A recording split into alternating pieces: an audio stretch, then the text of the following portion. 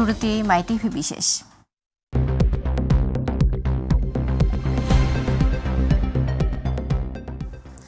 কর্তৃপক্ষের যথাযথ নজরদারির অভাবে রাজধানীর বিভিন্ন সরকারি হাসপাতালের প্রবেশ মুখে নিয়ম বহির্ভূত কাঁচা পাকা স্থাপনা গড়ে ওঠার কারণে দিন দিন ব্যাহত হয়ে পড়েছে সাধারণ মানুষের স্বাভাবিক চলাচল।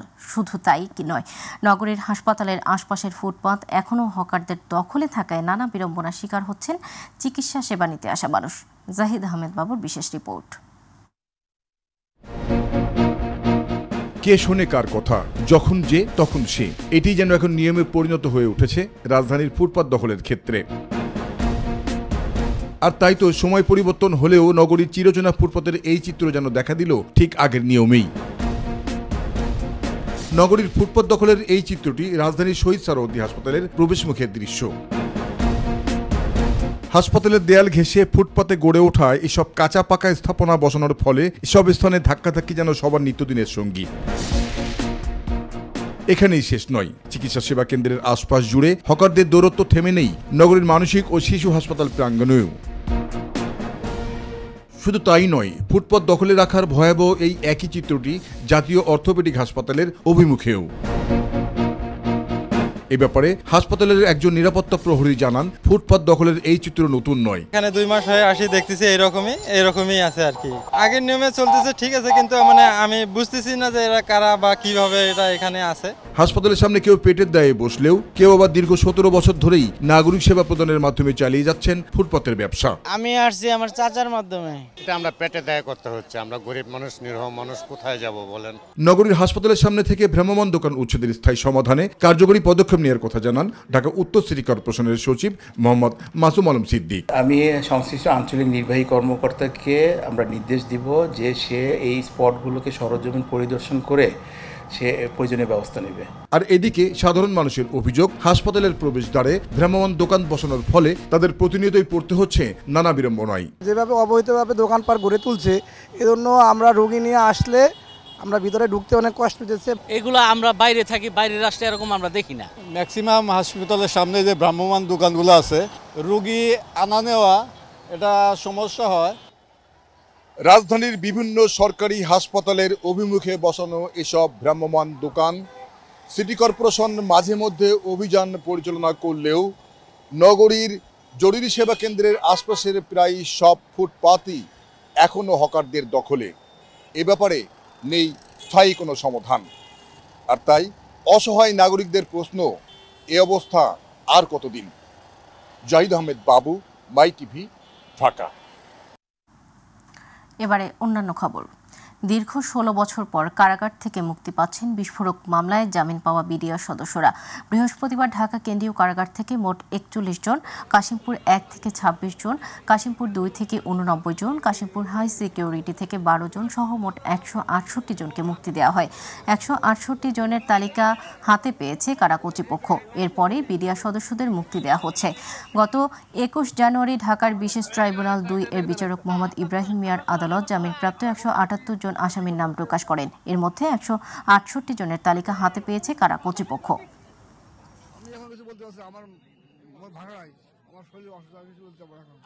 ভালোই ফ্যামিলি সহকারে এতদিন পরে ফিরে পাইছে, অনেক কষ্টের ছিল।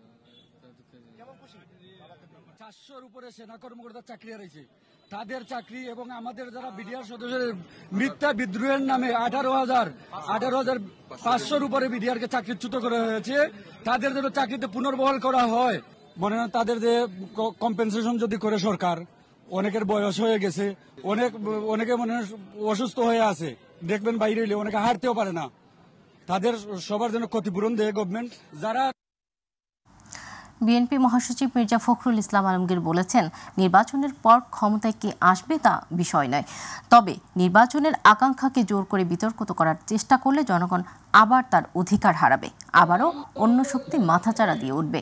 জাতীয় প্রেস ক্লাবে শহীদ আসাদ এর 56তম শাহাদাত বার্ষিকী উপলক্ষে আলোচনা সভায় তিনি এসব কথা বলেন। অন্তর্বর্তী সরকার নিরপেক্ষ না থাকলে নির্বাচনের সময় নিরপেক্ষ সরকারের প্রয়োজন হতে পারে বলেও মন্তব্য করেন তিনি। এখন যদি কোনো পরিবর্তন করতে হয় বা পরিবর্তন করতে হয়, সেটাও সামনে আসতে পারে। ওটাকে সামনে রেখে কিন্তু আমরা এগোতে পারি। তাই আমি মনে করি যে আমাদের এই ন্যূনতম যে সংস্কার হচ্ছে নির্বাচন কেন্দ্রিক, সেই সংস্কারগুলো করেই আমাদের দ্রুত নির্বাচনের পথে যাওয়া উচিত এবং নির্বাচনের মধ্য দিয়ে যে সরকার বেরিয়ে আসবে তাদের দায়িত্ব হবে এখানে আপনার পুরোপুরিভাবে সেই সংস্কার যে কমিটমেন্ট আমাদের আছে, একত্রিত কমিটমেন্ট, সেই কমিটমেন্টকে বাস্তবায়িত করা, জনগণের প্রত্যাশাকে পূরণ করা। আমি বক্তব্য দীর্ঘ করবো না, আমি আগে বলছি আমি অসুস্থ। আমি শুধু এই কথাই বলতে চাই, আসাদের রক্তকে আমরা বৃথা দিতে পারি না। পাচার হওয়া অর্থ ফেরাতে বিশ্ব নেতাদের সহযোগিতা চেয়েছেন প্রধান উপদেষ্টা ডক্টর মোহাম্মদ ইউনূস। এছাড়া দাভোসে বিশ্ব অর্থনৈতিক ফোরামের বার্ষিক সভায় অংশ নিয়ে আসিয়ানের সদস্যপদ পাওয়ার বিষয়ে আশা প্রকাশ করেন তিনি। একই সঙ্গে বাংলাদেশের মতো নতুন সমাজ বিনির্মাণে তরুণদের সুযোগ দেওয়ার আহ্বান জানিয়েছেন। এছাড়া জাতিসংঘের মানবাধিকার বিষয়ক প্রধান কমিশনার ভলকার তুর্কের সঙ্গেও বৈঠক করেছেন প্রধান উপদেষ্টা। আতিকুর রহমান তিতাসের রিপোর্ট। সুইজারল্যান্ডের দাভোসে ওয়ার্ল্ড ইকোনমি ফোরামের দ্বিতীয় দিনে ব্যস্ত সময় পার করেছেন প্রধান উপদেষ্টা ডক্টর মোহাম্মদ ইউনূস। এদিন মূল ইভেন্টের পাশাপাশি সাইডলাইনে বেশ কয়েকটি দেশের সরকার, রাষ্ট্র ও সংস্থার প্রধানদের সঙ্গে বৈঠকে অংশ নেন তিনি। ফোরামে আসিয়ান নেতাদের সঙ্গে সংলাপে অংশ নেন প্রধান উপদেষ্টা। এ সময় সেখানে উপস্থিত ছিলেন মালয়েশিয়ার প্রধানমন্ত্রী আনোয়ার ইব্রাহিম ও ভিয়েতনামের প্রধানমন্ত্রী সহ অন্যরা। এ সময় ডক্টর মোহাম্মদ ইউনূস আসিয়ানের সম্ভাবনার কথা তুলে ধরে বলেন, এশিয়ার অর্থনৈতিক উন্নয়নে ব্যাপক ভূমিকা রাখতে পারে সংগঠনটি। We have to accommodate us into ASEAN. This is something that we have to work together. So this is what we're looking forward. I'm very honored to be here along with everybody else from ASEAN. তিনি জুলাই গণঅভ্যুত্থানে বাংলাদেশি তরুণদের ভূমিকা তুলে ধরেন। তরুণদের দক্ষ করে গড়তে ও কর্মসংস্থানের সুযোগ সৃষ্টি করতে বিশ্ব নেতাদের প্রতি আহ্বান জানান প্রধান উপদেষ্টা। And allowing the young people to take lead. This we have coming from Bangladesh. July ও আগস্টে বাংলাদেশের ছাত্র জনতার আন্দোলনে চালানো নৃশংসতার বিষয়ে জাতিসংঘের তদন্ত প্রতিবেদন চূড়ান্ত পর্যায়ে রয়েছে বলে জানিয়েছেন জাতিসংঘের মানবাধিকার বিষয়ক প্রধান কমিশনার ভলকার তুর্ক। ফেব্রুয়ারির মধ্যভাগে প্রতিবেদনটি প্রকাশ করা হবে বলেও জানান তিনি। সুইজারল্যান্ডের দাভোস শহরে ওয়ার্ল্ড ইকোনমিক ফোরামের বার্ষিক সভার সাইডলাইনে বাংলাদেশি প্রধান উপদেষ্টা অধ্যাপক মোহাম্মদ ইউনূসের সঙ্গে সাক্ষাৎকালে এ তথ্য জানান ভলকার তুর্ক।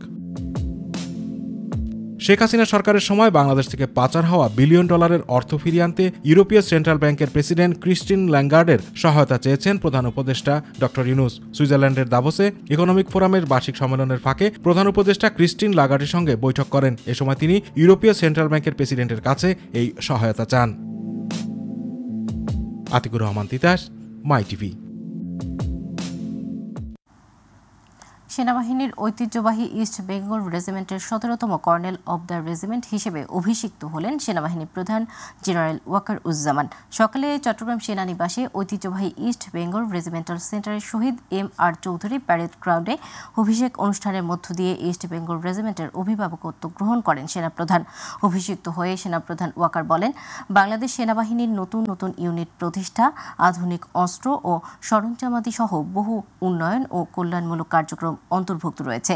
চলমান এই প্রক্রিয়াকে আরও বেগবান ও আধুনিকায়ন করতে কাজ করার প্রত্যাশা ব্যক্ত করেন তিনি। অনুষ্ঠান শেষে সেনাবাহিনী প্রধান ইস্ট বেঙ্গল রেজিমেন্টের ৩৭তম বাৎসরিক অধিনায়ক সম্মেলন উদ্বোধন করেন।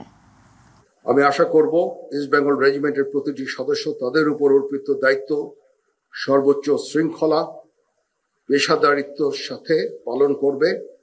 এই রেজিমেন্টের প্রতিটি সদস্য দেশের যে কোনো প্রয়োজনে স্বতঃস্ফূর্তভাবে দায়িত্ব পালন করবে, প্রয়োজনে নিজের জীবন বিসর্জন দিতে সর্বদা প্রস্তুত থাকবে। পরিশেষে একটি সুন্দর অভিষেক অনুষ্ঠান আয়োজনের জন্য আমি পাপা টাইগার এবং সংশ্লিষ্ট সকলকে আন্তরিক ধন্যবাদ জানাচ্ছি। প্যারেডের অধিনায়ক সহ অংশগ্রহণকারী সকল কন্টিনজেন্ট সদস্য এবং বাদক দলকে অভিনন্দন জানাচ্ছি। এছাড়া উপস্থিত সকল অতিথি এবং প্রিন্ট ও ইলেকট্রনিক মিডিয়ার সাংবাদিক বৃন্দকে আন্তরিকভাবে ধন্যবাদ জ্ঞাপন করছি। কয়েকদিন ধরে রাজধানীতে শীতের অনুভূতি ছিল কম, তবে বুধবার থেকে কুয়াশায় মুড়িয়ে রয়েছে রাজধানী ঢাকা।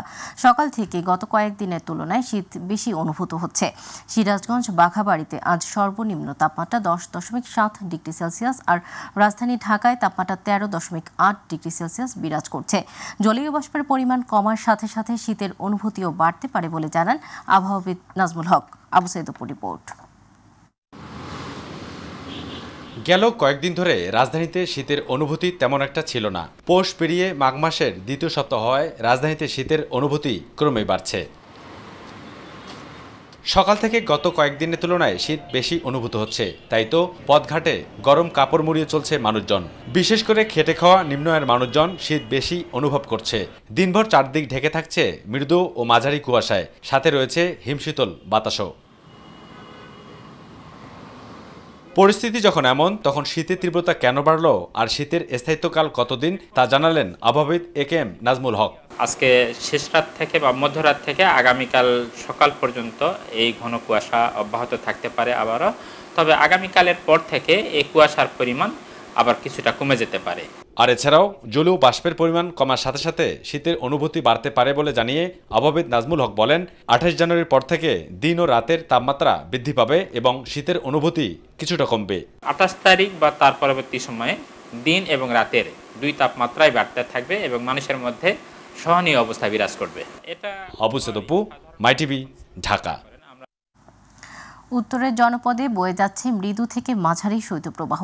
কুয়াশা বাড়ার নাকাল জনজীবন। সবচেয়ে বেশি বিপাকে শ্রমজীবী ও নিম্ন আয়ের মানুষ। ঠান্ডাজনিত রোগে বেশি আক্রান্ত হচ্ছে শিশু ও বৃদ্ধরা। প্রতিনিধি খুরশিদ আলমের তথ্যচিত্রে আরও জানাচ্ছেন শামস তাবরেজ উচ্ছ্বাস। দেখে বোঝার উপায় নেই দিন কি রাত। উত্তরের জনপদ রংপুরে ঘন কুয়াশায় কয়েক মিটার দূরের পথও দৃষ্টিসীমার আড়ালে। সর্বনিম্ন তাপমাত্রা ওঠানামা করছে 10 থেকে 12 ডিগ্রির ঘরে। মাঘের দ্বিতীয় সপ্তাহে উত্তরের জেলাসহ সারা দেশে অনুভূত হচ্ছে কনকনে ঠান্ডা। দিনে তাপমাত্রা কিছুটা বাড়লেও সন্ধ্যা হতেই বইতে শুরু করে হিমেল বাতাস। ঘন কুয়াশার কারণে সকালের শেষ ভাগ পর্যন্ত হেডলাইট জ্বালিয়ে রাস্তায় চলাচল করে যানবাহনগুলো।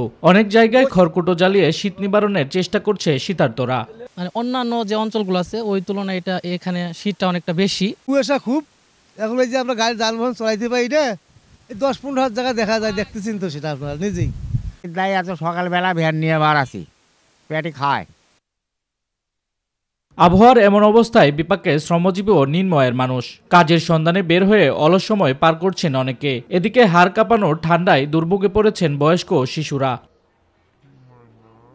জানালা দরজা খুলে আমাদের সিগন্যাল দেখতে হয়। কুয়াশা যেহেতু গভীর, সিগন্যাল দেখা যায় না, এই কারণে তীব্র শীতের মধ্যে হলেও আমাদের সিগন্যাল ফলো করতে হয়। সকাল 10টা এখনো কুয়াশার জন্য হেডলাইট চালায় গাড়ি চালায় না। আমাদের সমস্যা সব ড্রাইভারদের সতর্ক হওয়া উচিত যে হেডলাইট জ্বালায়া কিংবা পার্কিং জ্বালায়া ইমার্জেন্সি লাইট দিয়ে গাড়ি চালানো উচিত। আমরা এখানে কাজ করি খুব কষ্টের উপরে, কুয়াশা খুব। চলমান শীতে এমন অবস্থা উত্তরের জেলাগুলোতে। শীতের কাপড় ও কর্মের অভাবে বাড়ছে কষ্ট। তাদের পাশে দাঁড়াতে সরকারি ও বেসরকারি উদ্যোগ খুবই সামান্য। জানুয়ারির শেষের দিকে শীতের প্রকোপ আরও বাড়বে পূর্বাভাস দিয়েছে আবহাওয়া অফিস।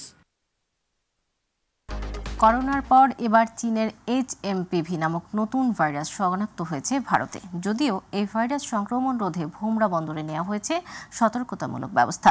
পাসপোর্ট যাত্রী ও ভারতীয় ট্রাক ড্রাইভারদের স্বাস্থ্য পরীক্ষা করা হলেও বাংলাদেশে প্রবেশের পর ভারতীয় চালকদের যত্রতত্র অবাধ বিচরণের ফলে এই ভাইরাস সংক্রমণের আশঙ্কা করছে স্থানীয়রা। প্রতিনিধি ফয়জুল হক বাবুর তথ্যচিত্রে আরও জানাচ্ছেন আতিকুর রহমান তিতাস।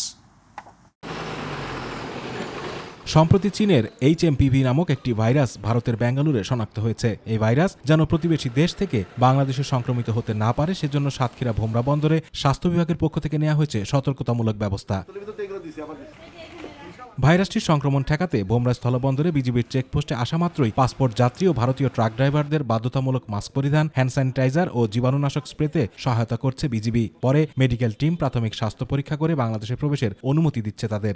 স্বাস্থ্য পরীক্ষা করছে আর সর্দি কাশি আছে কিনা ভাইরাস দেখা দিয়েছে, তাই বাংলাদেশে পরে মেডিকেল টিম আছে, এরা আমাদের পরীক্ষা নিরীক্ষা করছে। আমাদের ভারতে ভাইরাসটা যে ছড়িয়ে গেছে ওরা যেন বাংলাদেশে প্রবেশ না করে, তার জন্য আমাদের আসার জন্য বিজিবি এখানে ধরে আমাদের চেক করে, চেক করার পরে গায়ে একটু স্প্রে করে দেয়। হাত পা ধোয়ার জন্য তোমার মেডিসিন দেওয়া আছে, ওখানে হাত পা ধুয়ে নিয়ে আমরা বাংলাদেশে প্রবেশ করি, যেন বাংলাদেশে এটা ছড়িয়ে না যায়। এখান থেকে আমাদের হাত ধোয়ার ব্যবস্থা করে দিয়েছে, স্যানিটাইজ দিয়েছে। ইন্ডিয়াতে কোনো হাত ধোয়ার ব্যবস্থা নেই, ওরা এই বিষয়ে ওরা কোনো পদক্ষেপ এখন নেই। এদিকে ভারতীয় ট্রাক ড্রাইভাররা বন্দরে প্রবেশের পর যেখানে সেখানে নির্দ্বিধায় চলাফেরা করায় কিছুটা আতঙ্কিত স্থানীয়রা। আমাদের এইখানে যেন না ছড়ায়, ট্রাক ড্রাইভারের হেল্পাররাও যেন সতর্কভাবে চলে। আমাদের এখানে যে ইন্ডিয়ান ড্রাইভার বা হেল্পার আসে এরা যেন সচেতনভাবে ঘোরাফেরা করে, এজন্য প্রশাসনের কাছে আমরা অনুরোধ করছি। তবে ভারত থেকে আগত পাসপোর্টধারী যাত্রী ও ট্রাক ড্রাইভারদের প্রাথমিক স্বাস্থ্য পরীক্ষা করা হচ্ছে। যদি ভাইরাসের কোনো সিমটম দেখা দেয় তাদেরকে সাতক্ষীরায় কোয়ারেন্টাইনে রাখার ব্যবস্থা করা হবে বলে জানালেন স্বাস্থ্য বিভাগের এই কর্মকর্তা। যদি আমরা এমন কোনো রোগী পাই তাহলে আমাদের সদর হসপিটালে কোয়ারেন্টাইনের ব্যবস্থা আছে। আমরা সিভিল সার্জন ও উপজেলা স্বাস্থ্য ও কর্মকর্তা মহোদয়ের জানাবো এবং ওনারা তাদেরকে ওখানে কোয়ারেন্টাইনে রাখার ব্যবস্থা করবেন। HMPV ভাইরাস সংক্রমণ রোধে ভারতীয় ট্রাক ড্রাইভারদের অবাধ বিচরণ রোধে প্রশাসন আরও সতর্ক হবে এমন প্রত্যাশা স্থানীয়দের। আতিকুর রহমান তিতাস, মাই টিভি। সাদা কালো থেকে রঙিন পর্দা অভিনয় করেছেন অবিরত। অভিনয় দিয়েই সাধারণ থেকে হয়েছেন কিংবদন্তি। নায়ক থেকে উপাধি পেয়েছেন নায়ক রাজ। তিনি ঢাকাই সিনেমার নায়ক রাজ রাজ্জাক। বাংলা চলচ্চিত্রের মধ্যমণি ও কিংবদন্তি এই অভিনেতার ৮৩তম জন্মদিন আজ। ১৯৪২ সালের এই দিনে কলকাতায় জন্মগ্রহণ করেন তিনি। কখনো নীল আকাশের নিচে হেঁটেছেন রোমান্টিক নায়ক হয়ে, কখনো হাজির হয়েছেন পিতার বেশে, আবার কখনো হয়েছেন সংগ্রামী যোদ্ধা। জীবনভর রূপলী পর্দায় নানা চরিত্রে ভেসে ভেসে অনন্ত প্রেম সিনেমার এই নায়কও অনন্তের পথে চলে গেলেও কোটি কোটি ভক্তের হৃদয়ে তার দীপ নেভেনি। ২০১৭ সালের ২১ আগস্ট সবাইকে শোকের সাগরে ভাসিয়ে ৭৫ বছর বয়সে পৃথিবীর মায়া ছেড়ে চলে যান ঢাকাই চলচ্চিত্রের এই অবিসংবাদিত রাজা।